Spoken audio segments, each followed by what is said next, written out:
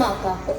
பஸ்மாக்கா என்ற ஒரு அரக்கன் சிவபெருமானை நோக்கி தான் தொடும் பொருள் எதுவாயினும் அது பஸ்மமாக வேண்டும் என்று ஒரு கொள்கையை வைத்து தவம் இருந்தார். ஓம் நம சிவாய.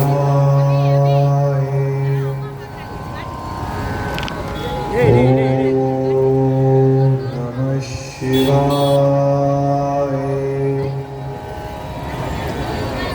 ஓம் நம சிவாய. பஸ்மகா, நீ வேண்டிய வரத்தை யாம் அளிக்கிறோம். இதனால் நீ தொடும் பொருட்கள் யாவும் பஸ்மமாகிவிடும். நன்றி என் பெருமானே, இந்த வரத்தை அளித்ததற்கு. ஆனால் இந்த வரத்தை எப்படி நான் சோதிப்பது? நீ சென்று உன் வரத்தை ஏதாவது ஒரு பொருளின் மீது செயல்படுத்து. அரக்கன் அந்த வரத்தை செயல்படுத்த சிவனை நோக்கி செல்கிறான். சிவன் நிலைமையை அறிந்து கொண்டு அங்கிருந்து ஓடுகிறார். முழு பிரபஞ்சம் இதை கண்டு வியக்கிறது. சிவனை பிடிக்க பின்தொடர்கிறார் பஸ்மாக்கா.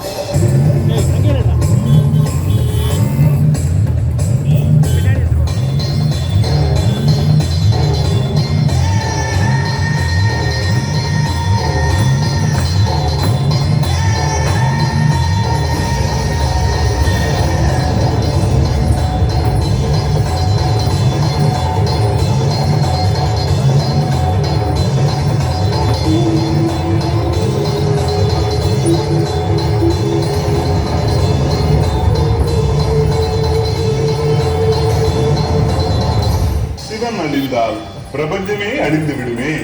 சிவன் அலறிக்கொண்டு விஷ்ணுவிடம் சொல்கிறார், என்னை காப்பாற்றுங்கள், நான் உங்களை காப்பாற்றுகிறேன். விஷ்ணு தன் சக்தியால் ஒரு இளமங்கை மோகினியாக உருவெடுக்கிறார். மோகினியை கண்ட பஸ்மாக்கா சிவனை மறந்து விடுகிறார். நான் என்னை தழுவிக் கொள்ளலாமா? மோகினியின் கண்களை பார்த்து கேட்கிறார், நீ என்னுடன் நடனமாடினால் மட்டும். மோகினி தன் நடன அசைவுகளை செயல்படுத்த பஸ்மாக்காவும் செயல்படுத்துகிறார்.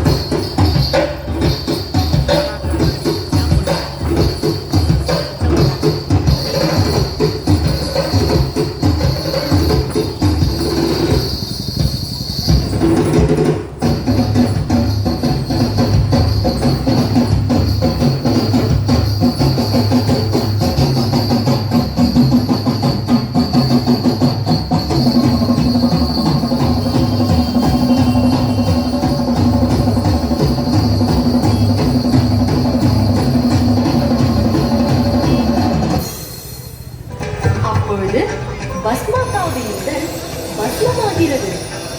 விஷ்ணு சிவனை காப்பாற்றினார். சிவன் மிக்க மகிழ்ச்சி அடைகிறார்.